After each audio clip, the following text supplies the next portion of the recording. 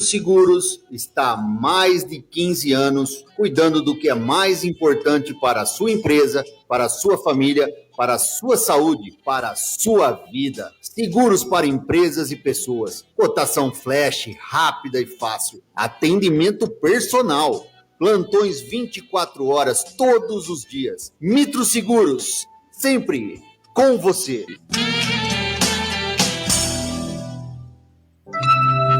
Cefec, Centro Espírita Fé, Esperança e Caridade, está com as suas atividades voltadas ao público. Nas terças-feiras, palestras, passes e atendimento fraterno às 20 horas. Às quintas-feiras, 8 horas da noite, estudo doutrinário. Aos sábados, palestras, passes e atendimento fraterno às 14 horas. E das 3h15 às 4h15 da tarde, estudo doutrinário. E no domingo, às 9 horas, evangelização infantil. Para crianças na faixa etária de 2 a 6 anos, o Centro Espírita Fé, Esperança e Caridade, o Cefec, fica à rua 12 de outubro, 311, no Jardim Bela Vista.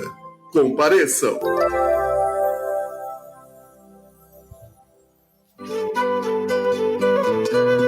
NAFAN, Núcleo de Auxílio Fraterno Arcanjo Miguel, está de portas abertas, oferecendo suas atividades a toda a população. Às segundas-feiras, a partir das 19 horas, tratamento com o reiki e após cursos. Às terças-feiras, às 19h30, palestra pública e logo após os passes. Quarta-feira, a partir das 19 horas, o tratamento com apometria. E às sextas-feiras, a partir das 19 horas, tratamento espiritual, inclusive para animais. Lembrando sempre que tanto os tratamentos com reiki quanto apometria são previamente agendados. Para os interessados em cursos, para os tratamentos de apometria e também reiki, para fazer os agendamentos e também para as demais atividades, dirija-se sempre, a partir das 19 horas, à Rua Major Ascânio, 145, NAFAN, Núcleo de Auxílio Fraterno Arcanjo Miguel.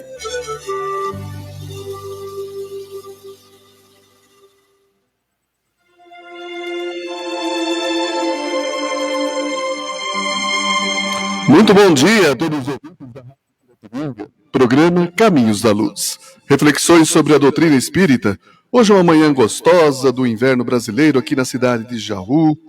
E estamos hoje com um time quase completo, né? O nosso querido Dagoberto Costa tem um compromisso hoje, não pôde ficar com a gente. Mas comigo aqui no estúdio está Maurício Bertolino, Anderson Moura, Edson Maldonado, o Guilherme sempre dando aquele toque técnico para a realização desse programa. E a nossa convidada de Barra Bonita hoje, Mariana Trevisanuto, que hoje vai falar de um tema interessante, virada de chave. Até que ponto, né, temos que virar a chave, ou sempre temos que virar a chave? E ela vai conversar com a gente, conosco hoje, né, para a gente poder entender um pouco esse tema. Muito bom dia, Maurício Bertolino. Bom dia, Rick, bom dia ao Edson, ao Anderson, ao Guilherme da Técnica, e bom dia para a nossa convidada, Mariana Trevisanuto, seja muito bem-vinda, e vamos para mais um programa abençoado, onde com certeza teremos um grande aprendizado. É com você, Rick. Muito bom dia, Anderson Moura. Bom dia, Rick, Edson, bom dia, Maurício, Guilherme, bom dia o pessoal do chat que já está entrando aí, ó, muita gente no chat. Os pessoais que ouvem as ondas da rádio, um excelente dia, um dia fresquinho, muito gostoso, não tá frio, não tá aquele calorzão, tá maravilhoso esse dia. Bom dia, Mariana, tudo bom? Saudade, faz pouco tempo que você não vai no Cefec, né? E falando no Cefec, hoje nós temos o primeiro Pinga Fogo à tarde, no sábado à tarde. Nós vamos estar aqui com a Maria Alves de Bauru e o nosso amigo aqui, Rick Tosta. Aguardamos todo mundo às 14h lá para fazer as suas perguntas. Vamos colocar esse pessoal numa saia justa. Oi, hein? Cuidado, hein? Não, não vai. Bom dia, Edson Maldonado. Bom dia, Rick. Bom dia, Anderson, Maurício, Guilherme, corintiano. Bom dia, Mariana. Bom dia aos ouvintes. Ontem, Mariana, estava preparando estou lá escrevendo algumas coisas para a gente passar, né? Montar não falo palestra, mas um bate-papo. E justamente veio esse tema, nada por acaso, né? É muito importante essa virada de chave, que eu tenho certeza que você vai explanar muito bem, como sempre, é muito importante na nossa vida. Eu acho que é fundamental, vai ser muito bom esse recado que você vai dar. A virada de chave realmente, para nós, é uma coisa... Vamos lá, mas eu não vou estragar, deixo você falar sobre isso aí. E hoje vamos concorrer a 2 livros, para você que está dando o seu bom dia no chat aqui, da página da Rádio Piratininga, aqui no Facebook, vai estar concorrendo automaticamente aos 2 livros. O primeiro, Preciso de Ajuda, de Célia Xavier Camargo, pelo Espírito Eduardo. E o segundo, As Joias de Rovena, de Cristina Siminiello, romance inspirado pelo Espírito Amira. Então, esses são os 2 livros de hoje que vão concorrer. Mariana, gratidão por aceitar nosso convite mais uma vez. E vamos fazer uma virada de chave? Vamos sim, Henrique. Bom dia a todos. Maurício, Edson, Anderson. O Dagoberto, que não esteve aqui, né? Não está aqui com a gente, mas ele vai assistir o programa. Bom dia para ele também. Ao Guilherme e a todos que nos ouvem, nos assistem, que nos acompanham, né? Então, bom dia para todos vocês. E, bom, o que é a virada da chave, né? Acho que todo mundo fica falando assim, que tema é esse? Que tema interessante é esse? Eu quero contar a história de um ator norte-americano. Não sei se vocês conhecem, Danny Trejo. Ele faz... O primeiro filme dele foi A Balada do Pistoleiro. Ultimamente, o último filme que ele fez como protagonista foi Machete. Não sei se alguém conhece. Um que é grandão, sempre faz papel de presidiário. É que eu não tenho a fotinha dele aqui, mas ele é um ator... Hoje ele já está com 80 anos de idade, mais de 80, e ele é bem conhecido nos seus papéis, inclusive nos sets de filmagem, como uma pessoa assim, muito bondosa, caridosa com todo mundo. Só que a vida dele não foi assim. Desde quando ele era criança, nós estamos falando dos Estados Unidos, final dos anos 50, né? Então é uma outra época, outros usos, outros costumes. E ele tinha o hábito e ele é descendente de mexicano, né? E ele tinha o hábito de brincar com as primas dele. E uma dessas brincadeiras, ele estava fantasiado, se vestiu de menina. O tio dele viu, né? E aquela família, né? Tudo de macho, né? Achou aquilo um absurdo. E ele não falou nada. Aí ele pegou e contou pro pai dele, o pai do Dani. O que aconteceu? Ele, menino, com quase 6 anos de idade, num almoço de família, nesse churrasco de família, o pai dele pegou, trancou esse menino dentro de um carro e largou ele lá. E as mulheres não podiam fazer nada, porque naquela época tinha que todo mundo obedecer. E o pai dele era o que comandava praticamente aquela família.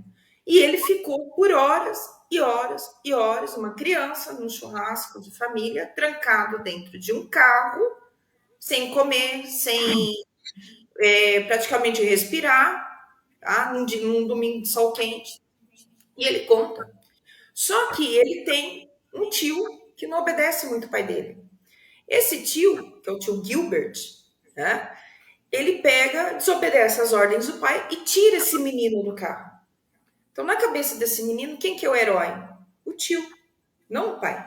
Por quê? Porque depois de um momento desse, né, até traumático, ele vê esse tio como herói.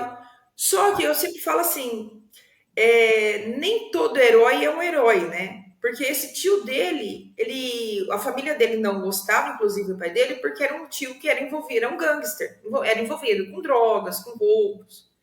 E ele começou a seguir a vida desse tio, porque o tio dele era um herói. Foi o tio dele que salvou. E aí, nessa vida, né, de convivência com o tio, ele entrou para uma vida de crimes.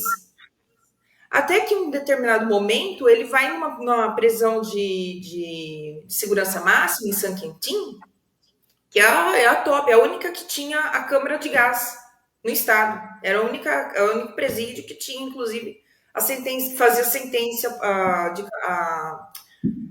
a morte por câmara de gás. E era mais de 3 mil homens ali, né? Os piores bandidos iam para lá. E ele foi para lá. Só que como ele aprendeu com a vida, né? Que ou você entra para ser o durão, ou você entra para comandar, ou você é o alfa, ou você vai ser o comandado.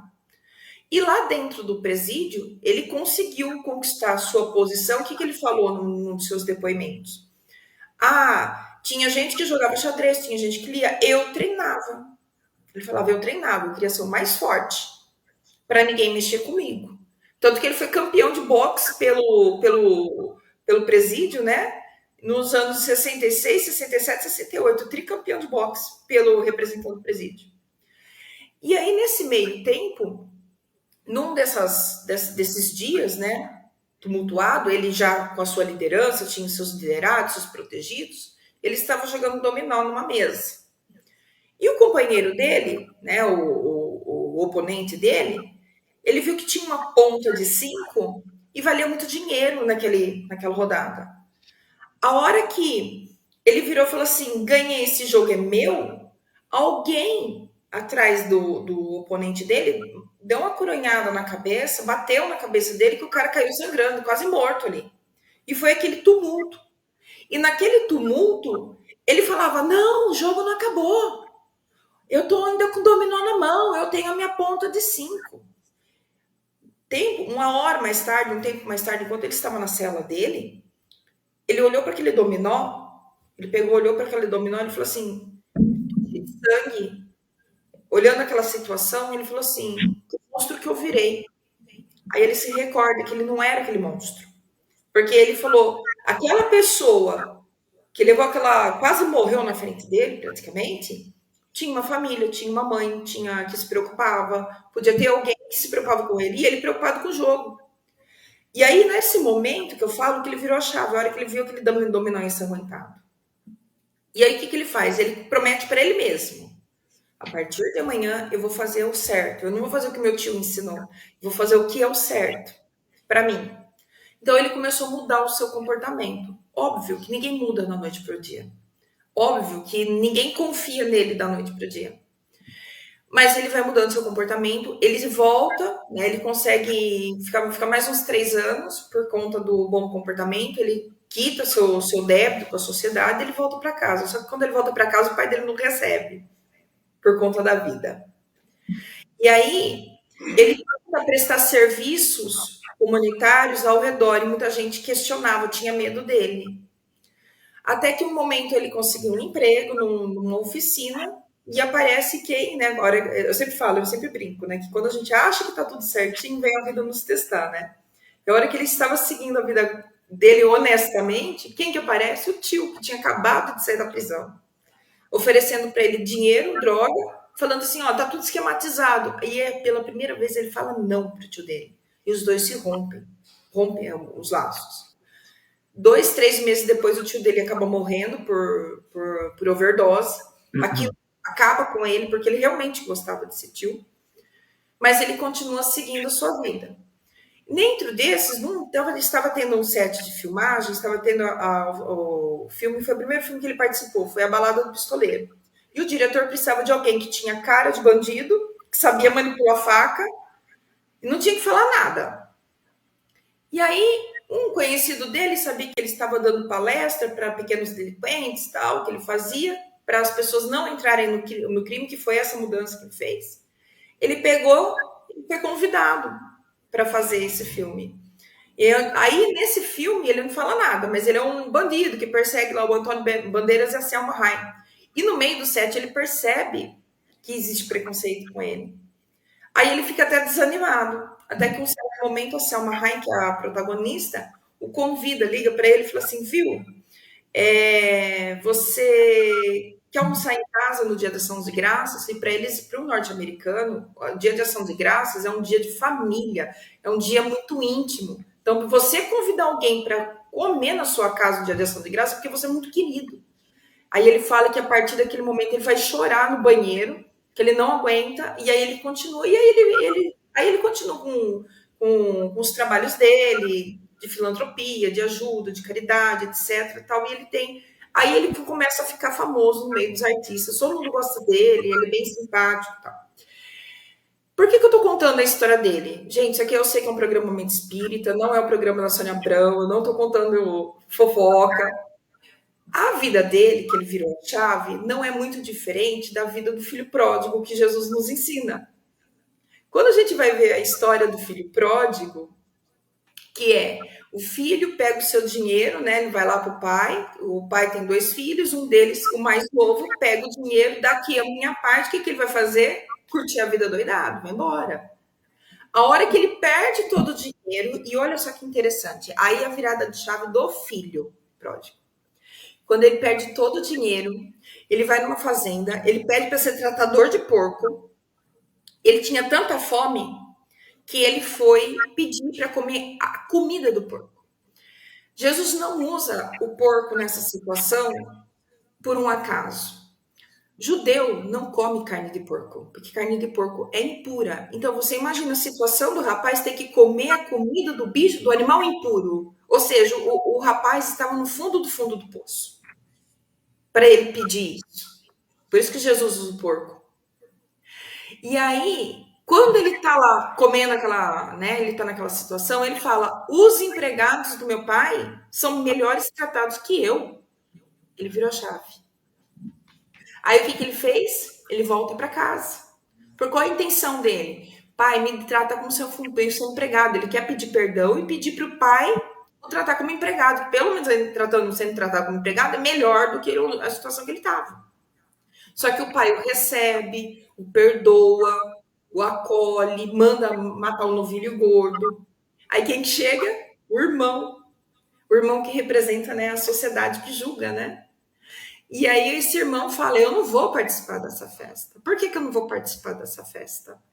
Porque simplesmente ele gastou tudo e o pai fala: não, nós devemos que comemorar, porque quem estava perdido foi encontrado. Você sempre esteve comigo. Tudo que é meu é teu.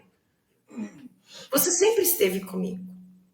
Então, quando a gente fala da virada da chave, eu trago o dia que eu vi a história desse ator que eu não conhecia, e você fala assim: nossa, é a mesma história do filho pródigo, que é a mesma história de muitas pessoas que chegam muitas vezes lá no fundo do poço e tentam voltar. E aí, nós temos tudo a observar que, quando a gente vira a chave, virada a chave, é aquele momento que a gente fala o seguinte: eu não posso mais continuar nessa situação. Eu não posso mais continuar assim. Isso aqui, para mim, já deu. É o deu. Basta. Só que a gente acha que virar a chave é fácil. Mas não é. Se você tem um portão e você vira a chave do seu portão, o portão vai abrir? Não, se você não pegar a maçaneta, se você não abrir o portão e se você não for para fora. Então, virar a chave é só uma atitude. O restante você tem que agir, tem que fazer o movimento. Então, é aquela história. Quando a gente fala da virada da chave, né, é só um passo. A virada da chave é apenas um passo. Que a gente faz dentro desse progresso espiritual que eu gosto de falar, que a cada passo que a gente medida é como se a gente saísse de uma sala extremamente escura. Nosso objetivo é chegar numa sala extremamente clara. Só que nós não vamos chegar de uma vez. Nós vamos passar por salas com mais claridade, um pouquinho mais, até a gente alcançar a sala mais clara, que é a perfeição. Nós temos ainda que se movimentar em várias salinhas, porque não é tudo de uma vez. Não é porque eu viro a chave para uma situação, eu não virei para outra. Nós somos bem complexos, nós somos seres humanos complexos, né? E a gente precisa aprender a tomar a decisão. Então, virar a chave e falar assim: eu preciso mudar. Tá, mas qual é a atitude que você vai tomar? Você precisa tomar um passo. E muitas vezes a gente acha que é do dia para a noite. Não é. É um processo que leva tempo. Olha o tempo. Às vezes, a nossa mudança, a gente precisa de um tempo para trabalhar essa mudança. E aí, eu gosto muito dessa frase de Epiteto, né? Ele fala o seguinte: não busque a felicidade fora, mas sim dentro de você. Porque muitas vezes nós buscamos aprovação de fora. E não é bem assim. Às vezes a gente quer o tempo do outro, porque o outro conseguiu mais rápido, e não é bem assim, cada um tem o seu tempo. Outra situação que a gente precisa entender é o seguinte, é um processo que leva tempo e a gente precisa respeitar o tempo desse processo. Muitas vezes a gente quer desejar mudança, a gente está trabalhando para mudança, só que essa mudança ela não vem da noite para o dia e a gente quer que acontece para ontem. Não existe pó de pirim-pim-pim, não existe passe de mágica, não existe pó mágico que vai transformar a nossa vida da noite para o dia. Nós temos, tudo leva um tempo. Por quê? Porque nós temos que também trabalhar as nossas mudanças internas. Algumas situações nós aceitamos com mais facilidade, outras não, porque nós temos que lutar com crenças que nós temos. Então é bem complexo, quando eu falo. E lembrando que nem todo mundo confia na nossa mudança, que nem aconteceu com o filho pródigo, ou aqueles que conviviam com Dani, a princípio, também não confiavam nele. Ah, mas mais uma vez a pessoa vai falar aquilo.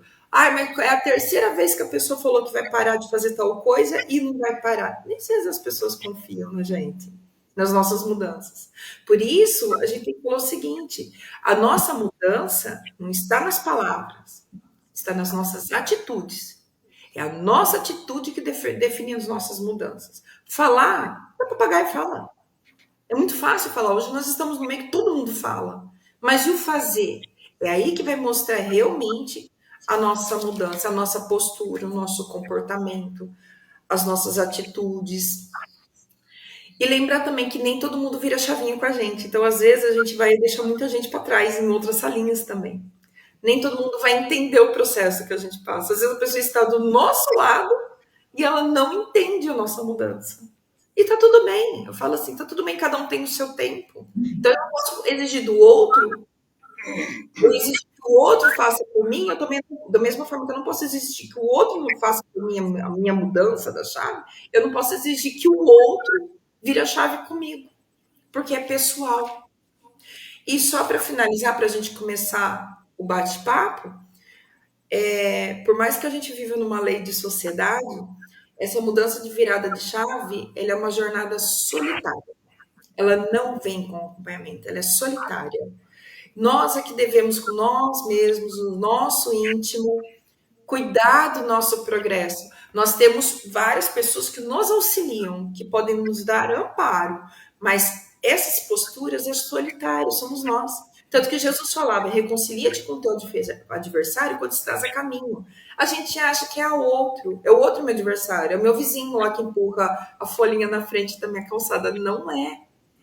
Eu sou o meu maior inimigo. A minha limitação está dentro de mim. Eu sou o meu próprio adversário, porque o dia que eu conseguir vencer aquelas barreiras internas que me impedem de progredir, eu estou vencendo o meu próprio adversário. E o restante? Cada um vai ter o seu tempo. Aí a gente chega naquele amor de Jesus que tem por todos nós. Então essa é só uma pequena explanação para a gente fazer um bate-papo aí, que eu acho que traz bastante pergunta e bastante comentário. Fiquem à vontade, meninos. Mariana, nós temos também no tempo de Jesus, nós temos dois casos bem parecidos com o que você falou. Primeiro, Mateus Levi, que era cobrador de imposto, e Maria Madalena, né? Gostaria que você falasse sobre esses dois personagens. O caso de... Bom, Levi, ele era um cobrador de imposto para os próprios judeus na época. Todo mundo via ele com o maior preconceito do mundo. Não que ele fosse um homem mau, né, um homem terrível, mas para quem cobrava imposto, para o romano, visto na sociedade, era um horror. Você está a favor dos romanos e não da gente. Então, tanto que foi no caso dele, o caso de Zaqueu, também, que não é muito diferente a situação, né? E o caso de Maria Madalena é o caso também da mulher que ela era má vista na sociedade. Então, falar, ela era prostituta. Não, foi uma mulher que simplesmente decidiu tomar atitude, virou a chavinha dela, falou, eu não quero mais viver num momento de sofrimento, que ela tinha um relacionamento, e ela resolveu seguir Jesus, ela resolveu fazer outras coisas.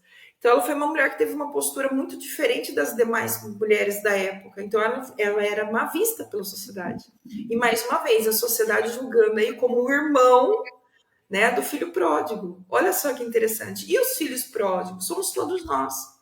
A questão de ter trazido o exemplo desse ator é que, assim, quando a gente fala de quantos nomes? Posso falar Francisco de Assis? Também teve uma vida pródiga e ele retornou. O próprio Santo Agostinho teve uma vida pródiga e ele retornou. Virou um dos grandes doutores da igreja. Tanto que eu estou fazendo uma pesquisa para falar um pouco dele, da história dele, de Santo Agostinho. Tanto que ele era maniqueísta. Santo Agostinho era maniqueísta. Ele dava aula, ele acreditava naquela vida praticamente materialista. Ele negava a Deus. A mãe dele queria morrer por causa disso, né? Porque ela era cristã. Então, quantos exemplos nós temos na história que tiveram se comportaram como filho pródigo, viraram a sua chavinha, tiveram o seu momento, que nem o Santo Agostinho foi quando o amigo dele morreu. Ele rezou 2 vezes para Deus, pelo amigo e pela mãe. Aí ele se transforma, ele se converte. Então, essa virada de chave é um fato que te marca, que fala, eu não posso mais continuar assim. Mas por que eu trouxe o caso desse ator? Porque se eu quiser ver a vida desse ator, é mais fácil, ele está mais pertinho de nós, eu falo. Essas outras pessoas, eles estão na história, que não desmereço nem um pouquinho. Mas se você quiser ver a vida do você pega o Instagram lá do Dani Trejo, você consegue ver a vida dele. Mas hoje nós temos essas histórias tanto longe, ao longo de pessoas que nos deram exemplo, e nós temos essas histórias de pessoas que estão muitas vezes perto da gente, dando exemplo também. Entende? Porque eu citei, mas a vida tanto de Mateus quanto de Maria Madalena é similar ao do filho pródigo, que foi visto perante chegaram ao fundo do poço, chegaram naquele momento e falaram, eu não posso mais continuar assim. E tomaram atitude. E superaram aquela proposta que eles tiveram, a promessa que eles fizeram consigo mesmo, através da atitude. Agora, Mariana, onde eu quero chegar. No caso de Paulo de Tarso, foi Jesus que virou essa chave? Eu diria que foi a queda do cavalo. Ficar cego é a queda do cavalo.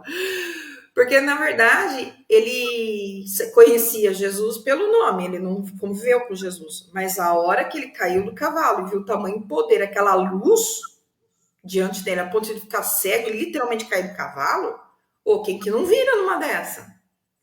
É só uma pergunta, né? Então, assim, foi o fato que aconteceu. Se ele não tivesse virado a chave, ele poderia ter caído do cavalo, ter ficado cego.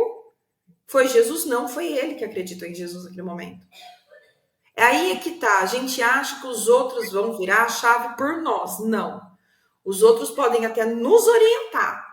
Podem até falar, tá vendo? Eu não falei, eu não sei o quê, eu tô te avisando. Porém, se eu não tomo atitude, se eu não viro a chave, se eu não abro a porta e não resolvo sair, não adianta nada. Pode ter 20 sinalizando ali na porta. Pode aparecer Jesus na porta, ele falando, meu filho, passa. Se eu não tomo atitude, não adianta. Não vai. Aí é que entra o livre-arbítrio, que a gente fala. Nós avisamos, nós orientamos, que é o que a espiritualidade faz com a gente o tempo todo, inclusive nossos anjos de guarda. Eles orientam, nos falam, nos mostram, mas a atitude é minha. Por isso que eu falo que é uma jornada solitária. Muito bem. Vamos fazer então a rodada de mesa, Maurício?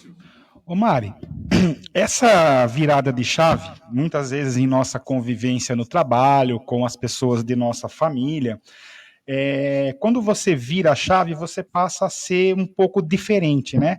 Muitas vezes. E isso gera críticas. Como que, na sua opinião, a gente deve lidar com essas críticas? Aí é que eu falo sempre, como eu virei a chave, os outros não viraram a chave comigo. Se eu conseguir ter esse olhar, fala assim, aí que vem a questão da postura. Primeiro, quem muda de dentro para fora não conta para ninguém. A gente não precisa, é que nem acontece muitas vezes o caso, Maurício. Eu parei de consumir tal coisa, e a pessoa vai propagando, vai falando para todo mundo. E até pede para que os outros façam a mesma mudança que ela. Só que não dá nem 2, 3 meses, a pessoa volta a fazer o que era antes. Então, você vê que existem mudanças que são externas, são de aparências. Essas críticas vêm a partir do momento que as outras pessoas que estão do nosso lado não entenderam o processo. Não entenderam que nós estamos num processo de mudança. Vou deixar de amar essas pessoas? Não. É que nem eu falo, dentro dessas caixas, dessas salas escuras, vamos dizer assim, até eu chegar à sala de luz, dentro daquela sala escura, comigo tem um monte de gente na mesma situação naquela sala. O que acontece? Acontece que eu vi a porta, eu vi a chavinha, eu virei. Eu posso até abrir a porta e falar assim, alguém quer vir comigo? Vai ter gente que vai falar assim, não, eu quero ficar aqui porque aqui tá bom, eu tenho medo dessa luz. Isso que eu não tô falando nem de uma luz forte, eu tô falando de uma salinha com uma penumbra menor, com um pouquinho mais de claridade. Só que quando eu faço essa mudança, Maurício, isso é interessante que muitas vezes a gente não enxerga, que a gente só fica olhando para trás. A gente esquece de ver que dentro dessa outra sala, nós encontramos outras pessoas na mesma vibração que a gente. Então, muitas vezes nós mudamos, nós somos criticados pelas pessoas que não entendem a mudança. Mas aqueles que estão nos acompanhando e estão na mesma vibração, no mesmo processo de mudança, nós conhecemos pessoas novas também. Nós conhecemos outras pessoas também com o mesmo processo. É aí que a gente aumenta o nosso relacionamento. Então, eu vou ser criticado por algumas pessoas, sim. Mas existem outras pessoas que vão me entender. Entende, Maurício? Não sei se eu esclareci ou ficou mais dúvida. Não, claríssimo, claríssimo. Vamos agora para um rápido intervalo, Mariana, e a gente volta já já.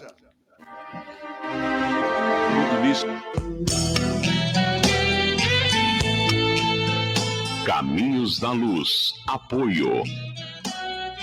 Calçature de Firenze, da Mara e do Zé. Loja de calçados masculinos no território do calçado. Autoelétrica São Luís, especializada em injeção eletrônica. Avenida das Nações 836, telefone 3626-6979. Gelato Italiano Gasparotto em Bariri. Uma explosão de sabores em seu paladar. Rua Inácio Pereira Barbosa, 59, na Vila Conceição. Telefones 14997270094 e 14-3662-8629. Fale com Tiago ou Daniele. Pet Shop Animal Pet, amor e carinho que o seu pet merece. Rua Vadi Atique 629, no Jardim Sanzovo. Telefone WhatsApp 981753403 e 981225370. A Casa da Sopa do Santo Ivo solicita doações de alimentos para a cesta básica, roupas em bom estado, cobertores, remédios e potes de sorvete. Rua Raimundo da Silva, número 20, no Santo Ivo. Informações pelo WhatsApp 14981568767. A Mitro Seguros está há mais de 15 anos cuidando do que é mais importante para a sua empresa,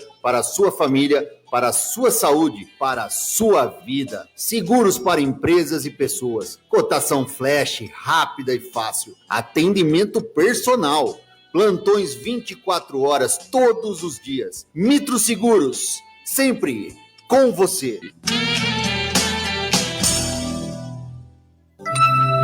Cefec, Centro Espírita Fé, Esperança e Caridade, está com as suas atividades voltadas ao público. Nas terças-feiras, palestras, passes e atendimento fraterno às 20 horas. Às quintas-feiras, 8 horas da noite, estudo doutrinário. Aos sábados, palestras, passes e atendimento fraterno às 14 horas. E das 3h15 às 4h15 da tarde, estudo doutrinário. E no domingo, às 9 horas, evangelização infantil. Para crianças na faixa etária de 2 a 6 anos, o Centro Espírita Fé, Esperança e Caridade, o Cefec, fica à Rua 12 de Outubro, 311, no Jardim Bela Vista. Compareçam!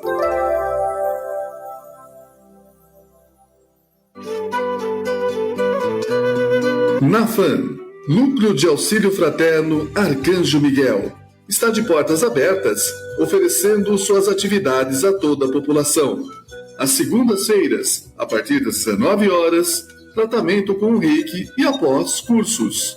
Às terças-feiras, às 19h30, palestra pública e logo após os passes. Quarta-feira, a partir das 19 horas, o tratamento com apometria.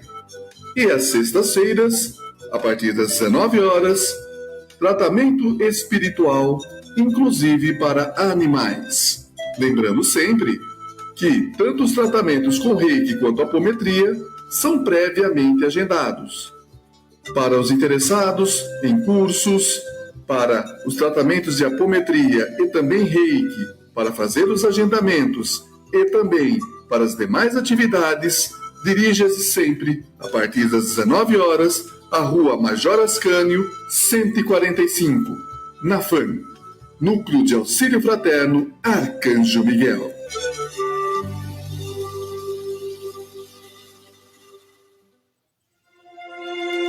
Voltamos com o programa Caminhos da Luz, reflexões sobre a doutrina espírita, hoje conversando com Mariana Trevisanuto, da cidade de Barra Bonita, falando sobre o tema virada de chave. Vamos mandar um abraço primeiramente para os nossos ouvintes que estão no seu radinho, ouvindo as ondas da Rádio Piratininga, o programa Caminhos da Luz, e também para os nossos internautas que deram seu bom dia aqui no chat, estão automaticamente concorrendo aos livros. Um grande abraço para Reinaldo Lima, um abraço, Rei. Dona Neuza Matos, do Centro Espírita Teresa de Jesus, Zé Roia de Jaur, Antônio Avelino, Vera Maria Vaz de Moura, Cristina Avelino, José Antônio Foganholo, Mariana de Fane, Ana Célia Ferreira Bertolino, Toninha Berlucci, Norberto Simonetti de Bauru, grande abraço, Norberto, e também a sua esposa Helenice Simonetti, Virgínia Rose Baral de Lima, a Vanessa Aiza e Ana Maria Aparecida, Ivonete Maceto Antônio, Ana Célia Alves Salles Castelo e Juscelia Moreira. Elas estão automaticamente já concorrendo aos livros. Quantos nós temos? Mariana, é sempre o convidado que faz o sorteio. Fala o número para nós de 1 a 18. 9. 9. Antônio Avelino. Seu Antônio Avelino, então, ganhou o livro Preciso de Ajuda. Mais um número. 17. 17. Ana Célia Castelo. Então, Ana Célia Alves Salles Castelo ganhou, então, o livro As Joias de Rovena. Muito bem. Mariana, o que mais você pode dizer para nós a respeito de virada de chave? Eu acho assim, né, fazer um breve comentário e depois a pergunta. Que nem o Maurício falou, a gente recebe muitas críticas, é o primeiro desafio para a virada de chave. Como manter essa linha para o nosso pleno desenvolvimento? Tá aí uma pergunta muito difícil, Henrique. Por que eu vou falar isso para você? Porque vai depender de cada um, da fragilidade emocional de cada um, da vontade de cada um. Entende? Por que eu falo isso? Porque eu manter o equilíbrio emocional diante de críticas de pessoas que a gente gosta, que a gente considera. Porque eu falo sempre aquela história. Uma criança que você não conhece, uma pessoa que você não conhece, pode chegar para você, Henrique, e falar assim, ai, você é bobo. Você vai falar, tá bom, eu não ligo. Porque a opinião dela não importa, o seu respeito não importa. Mas se é aquela pessoa que você se importa com a opinião, te chama de bobo, ai, mas aquilo dói por dentro. E dói. Mas por que me chama de bobo? Por quê? Porque a gente se importa com a opinião dela. Porque a opinião que aquela pessoa tem ao meu respeito é importante. Muitas vezes, e quando vem de pessoas que nós amamos, é o dobro. Se de um amigo, de uma crítica, de um colega de trabalho, como o Maurício citou, já é difícil ouvir, ou de pessoas que nós admiramos, que não nos conhecem, já é difícil ouvir, imagina de um pai, de uma mãe, de um marido, de uma esposa, de um irmão, de um filho, pessoas próximas, eu falo.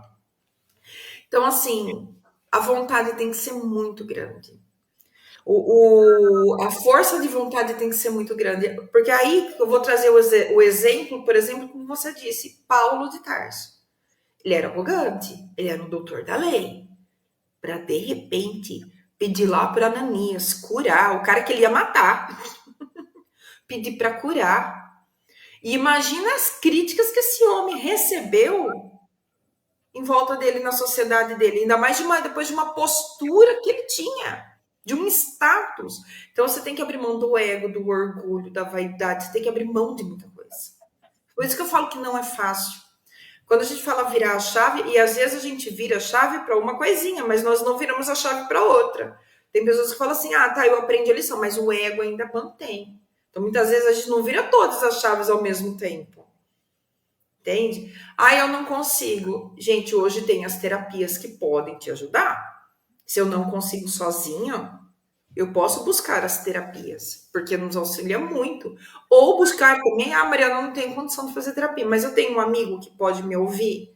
Eu tenho alguém. E aí a gente volta na questão da caridade. Será que muitas vezes aquela pessoa que está vindo para conversar com a gente, querendo desabafar, não é uma caridade nossa ouvir sem julgar? Porque ela já está sendo julgada por outras pessoas. Então, é o nosso, para quem acolhe, ouvir sem julgar, né? É muito difícil, Henrique. Não tem uma receita pronta. Não tem assim, ó, faça isso, faça aquilo, porque o processo é praticamente esse. Nós estamos sendo criticados, é a história, que nem a história do filho pródigo. O irmão criticou outro irmão. Quem defendeu foi o pai, né? Que o pai é o nosso pai. Mas é um irmão criticando outro irmão. Essa é a parábola do filho pródigo, ela traz exatamente a maior crítica, não foi dos empregados, dos funcionários que correram para matar o novilho, foi do irmão. Foi do irmão, que era o que mais deveria dar apoio, e não dá. Jesus já mostrou isso pra gente nessa parábola. E tem que ser muito persistente, tem que ter muita humildade, tem que ter uma consciência muito grande, muita força de vontade. Muita força de vontade. Não consigo dar outra saída, vamos dizer assim.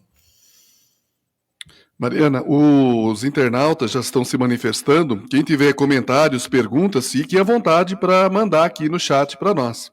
O Sérgio Luiz Destro diz assim: bom dia. Por que Judas Iscariotes não teve essa virada estando tão perto de Jesus? Interessante, a gente fala do Judas, né? Todo mundo vê ele como o vilão da história, né? Mas será que a gente entende o que estava passando por dentro da cabeça do Judas para a gente fazer esse tipo de julgamento? Às vezes ele pode até ter tido a virada da chave dele, mas a intenção dele foi outra. Gente, tem uma frase antiga que fala o seguinte: cada cabeça é uma sentença, cada um com a sua crença. Quando eu falo crença, não é só crença religiosa, é crença de várias coisas, aquilo que a gente acredita. E dentro de nossas crenças, nós vamos optando, fazendo escolhas e optando por vários caminhos. São poucos os que fazem a escolha dos mesmos caminhos. Mesmo tendo as mesmas crenças, as pessoas vão fazendo caminhos diferentes. Judas, eles estavam num grupo de pessoas, que ensinava a mesma coisa. É aquela história, né? O pai ensina a mesma coisa, as mesmas regras da casa para o mesmo filho. Só que cada filho, devido à sua individualidade, entende as regras da casa de uma forma diferente. Aí fica aquela história, meu pai gosta mais de mim, mas não é assim, né? As regras são as mesmas, o amor é o mesmo, só que cada filho entendeu de uma forma. O caso de Judas não é diferente. Ele entende, até onde eu sei, ele imaginou que se ele entregasse Jesus na hora H, ele fosse fazer uma rebelião, porque ele não entendeu ainda que Jesus, o reino de Jesus era do outro mundo. Para ele, Jesus iria fazer uma rebelião ali. Entende? Então, a viradinha dele de chave foi diferente. Aconteceu o que aconteceu. Mas é interessante essa pergunta do Sérgio, porque a gente vê mesmo o Judas como o vilão da história. Mas a gente não sabe se foi um combinado. Tem literaturas que falam que foi um combinado de Jesus com Judas, que ele tinha que fazer aquilo. Então, sim. Agora, a minha pergunta é: a gente sabe realmente o que se passou na cabeça de Judas? A gente não sabe. E só vamos descobrir isso a hora que eu falo para todo mundo. A hora que eu chegar no plano espiritual, conversar com alguém mais entendido lá e tirar essas dúvidas. Eu acho que lá a gente consegue tirar essas dúvidas. Mas aqui na Terra é mais complicado. Maldonado? Na linha da pergunta do Maurício, nessa dificuldade que a gente tem de virar a chave, né, a gente lembra, é difícil, é complicado. Aí eu lembro que o Kardec perguntou para os espíritos, né, como que a gente faz para combater as nossas más influências.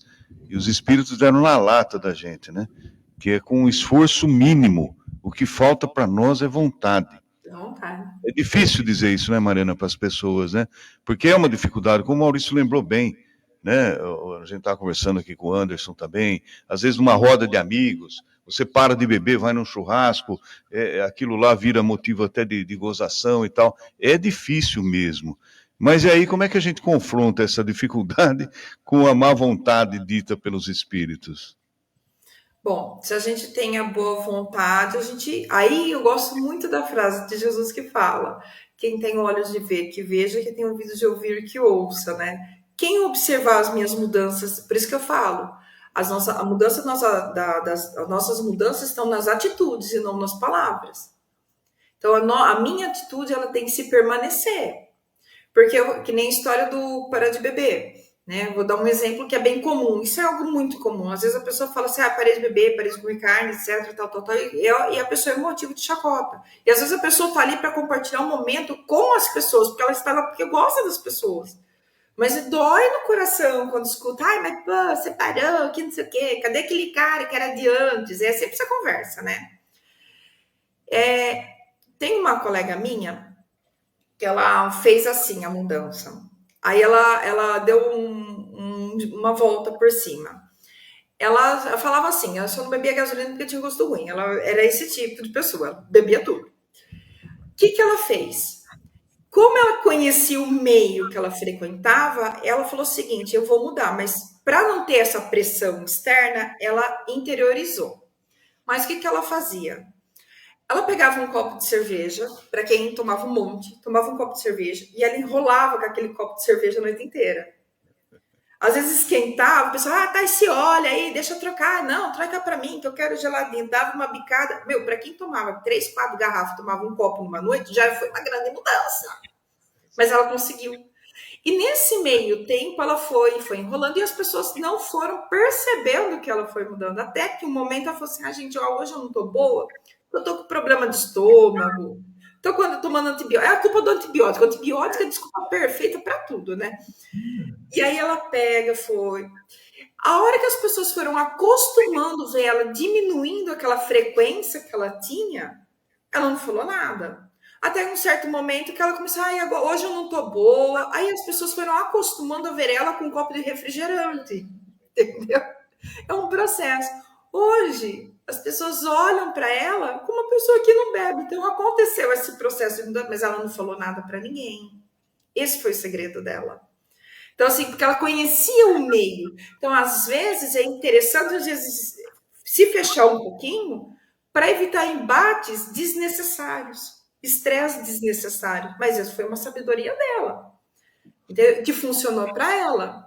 Se a receita funciona para mais alguém que sirva, pode servir, mas isso deu muito certo. E hoje todo mundo a vê uma pessoa que não bebe. E ninguém reparou. O legal é que ninguém reparou. Repararam, mas você não tá, não, estômago, tô com. Fui no médico, o estômago, o médico. É sempre assim, joga a culpa no médico, joga a culpa no antibiótico, essa sempre é clássica. Hoje eu vou de coca. Oi? Hoje eu vou de coca, eu tô com o estômago ruim. Sou motorista rodada. Bebi muito ontem, eu tô com o estômago ruim, hoje eu vou de coca. E vai, dá para levar, eu falo assim, dá pra gente levar sem ter o embate, entende? O problema é que quando a gente muda, a gente quer que todo mundo muda. Eu vou parar de beber, eu quero que o pessoal do churrasco inteiro pare de beber. Eu vou dar esse exemplo que é o mais comum, mais corriqueiro e que muita gente se identifica aí. Aí não é legal, entendeu? Porque cada um tem o seu tempo. Se a outra pessoa quiser estar no processo dele, tá tudo bem. Tá? Eu não deixo de gostar da pessoa.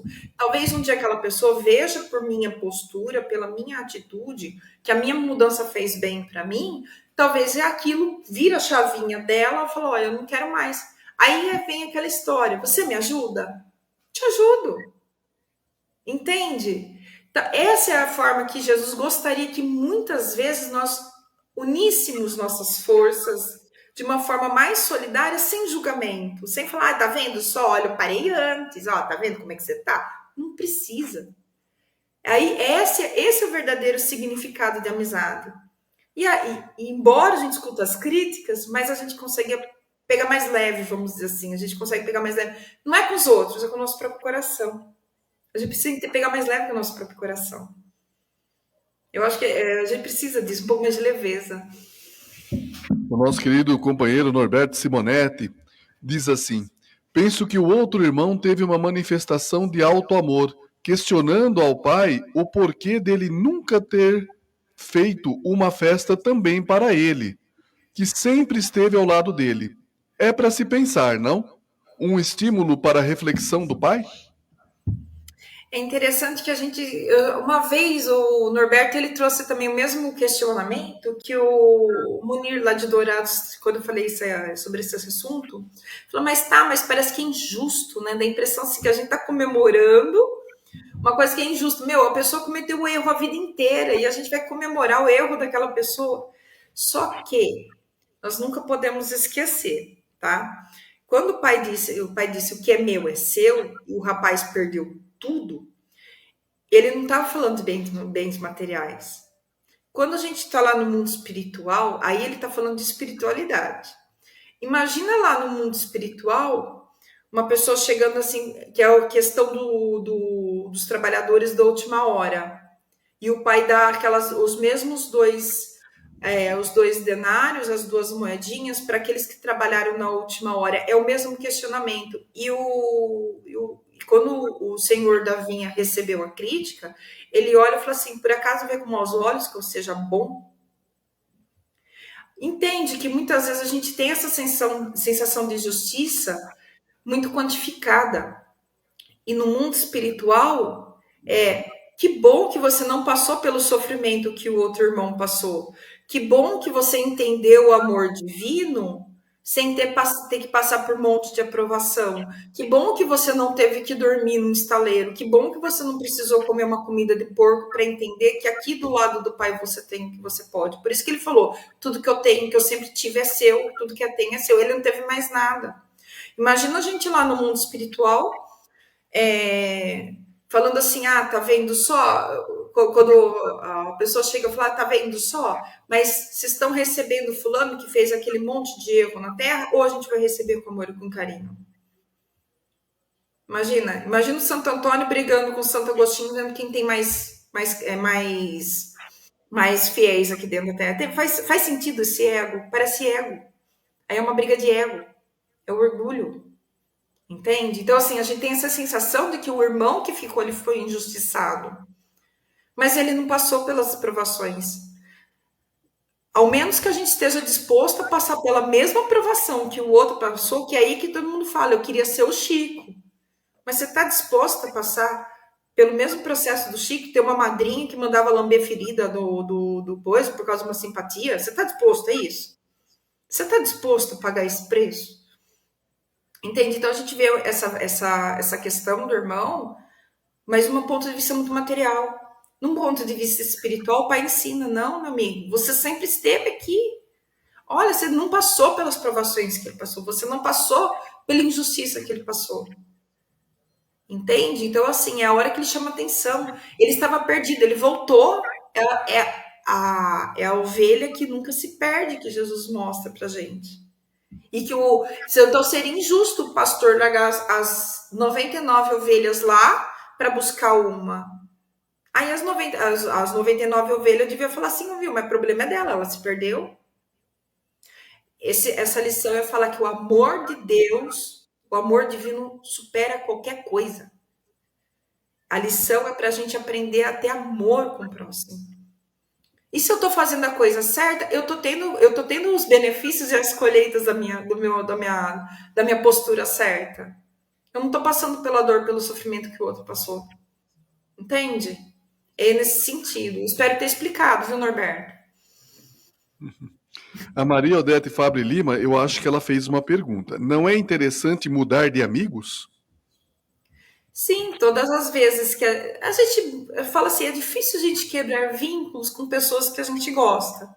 Mas nada impede que a gente conheça outras pessoas que estão na mesma frequência que a gente. No mundo espiritual funciona assim, nós trabalhamos em frequência e sintonia. É assim que funciona. A lei de afinidade e sintonia que o Emmanuel traz no livro Roteiro é exatamente isso. Nós atraímos para perto de nós, que é, né, a lei da atração, aquela de prosperidade que o pessoal coloca na internet, não. A lei de atração é nós atraímos pessoas que vibram da mesma forma que a gente. Quando a gente não vibra mais, nós não deixamos de amar as pessoas. Mas a gente vai seguir o caminho e elas vão seguir o delas. E tá tudo bem. E o interessante é a gente não se punir nem punir o outro. É aí que tá a questão. A gente quer se punir ou punir o outro. Eu tô me punindo porque eu não tô mais conversando com fulano. Mas eu sento que acabo com fulano, eu não consigo conversar com ele. A gente não vibra mais. Eu não preciso... Tá tudo bem, ele tá na vibração dele. Um dia a gente volta. O caminho do progresso é um só. Um dia a gente volta, um dia a gente consegue. Se não consegue agora, consegue amanhã. Não pode ser tão imediatista. A gente quer esse que é a história. Eu mudo, a gente acha que todo mundo tem que mudar. A hora que eu entendo que eu mudo e o restante não precisa mudar, eu aceito todo mundo como é, eu me torno uma pessoa livre. Livre para quê? Para buscar as novas amizades, como a Odete está falando aqui. E sem culpa. Isso que tem interessante. Eu tenho que trabalhar assim, não preciso me sentir culpado por isso.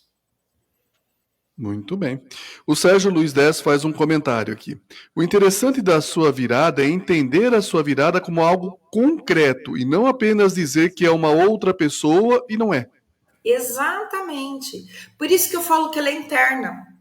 Por isso que as nossas atitudes se demonstram a nossa mudança se mostra nas nossas atitudes, porque ela é concreta. Falar uma coisa e fazer outra, qualquer um faz. Tem um monte de gente que faz isso. A pergunta é, eu quero ser mais um ou eu quero ser eu mesmo? É aí que está o autoconhecimento, nós conhecermos nós mesmos, esse autoconhecimento, né, que o Santo Agostinho fala, de deitar na cama, etc, tal, fazer aquelas perguntas, se eu fiz mal a alguém, tal, conhece a ti mesmo, que é a 919 do Livro dos Espíritos. Essa avaliação a gente tem que fazer de uma forma honesta, aceitando quem somos, fazendo as pazes com o passado, porque muitas vezes a gente se culpa por conta de decisões do passado. No passado eu tinha só aquelas opções para escolher, eu não tinha outras, eu não tinha a mesma maturidade que eu tenho hoje, eu não posso cobrar do meu passado, da Mariana de 20 anos atrás, o mesmo conhecimento que eu tenho hoje.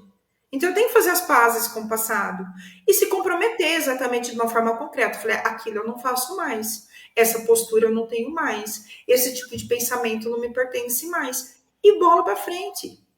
Gente, a nossa vida, a gente tem que deixar o passado para trás, aprender a viver o presente para poder construir o nosso futuro. Isso é a orientação do Santo Agostinho lá no livro Confissões. Eu estou adorando ele.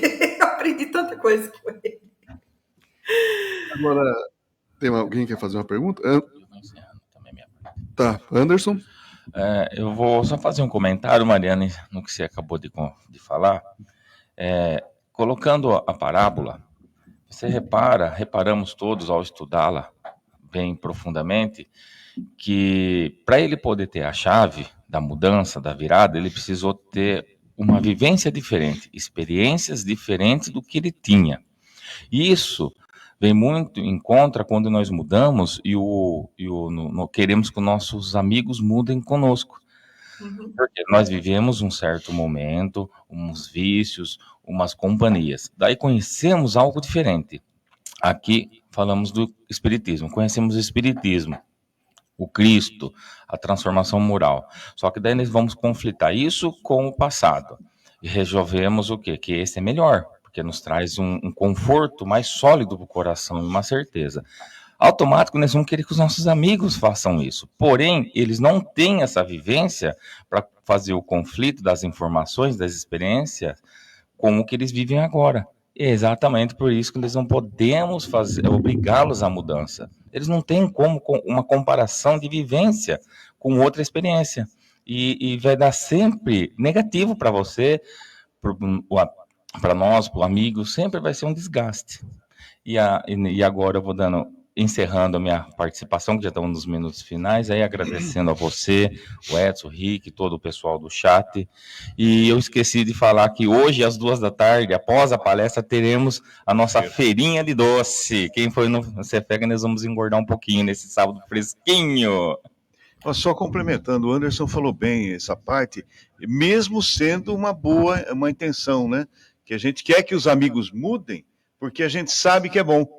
né? E a gente quer, na verdade, não comandar ou mandar fazer que as pessoas mudem assim de uma forma impositiva, mas porque a gente sabe que é bom. Então a gente quer passar o que é bom. E é positivo também esse raciocínio, embora, que nem o Anderson falou, eles não vão entender, não vão seguir, e vão falar, você tá, né, como que você falou?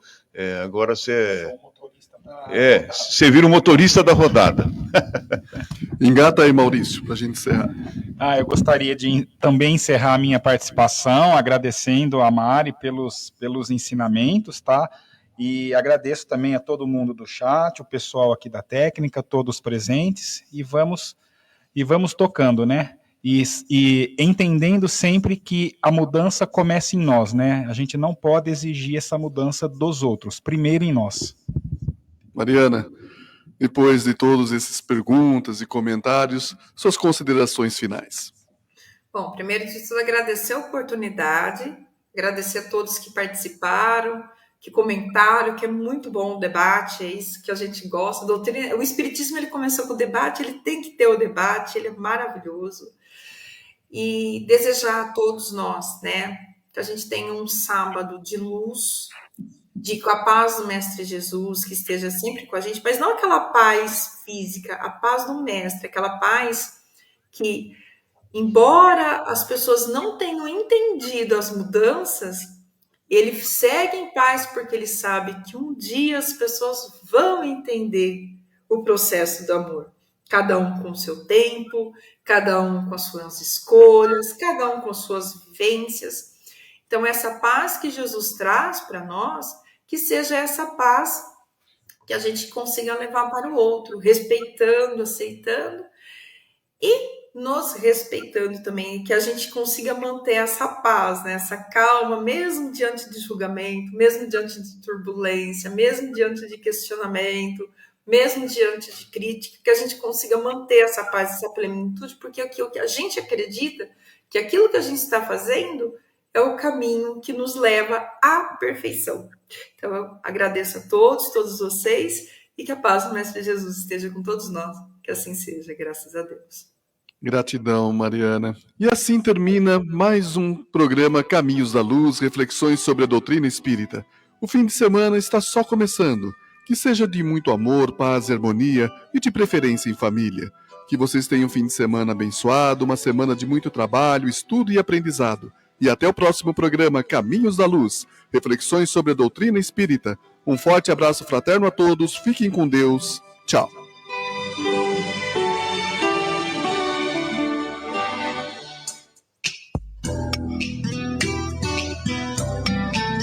A Piratininga apresentou Caminhos da Luz. Reflexão sobre a doutrina espírita, palavras de otimismo e conforto espiritual, mensagens para uma vida melhor. Caminhos da Luz. Coordenação, Rick Tosta.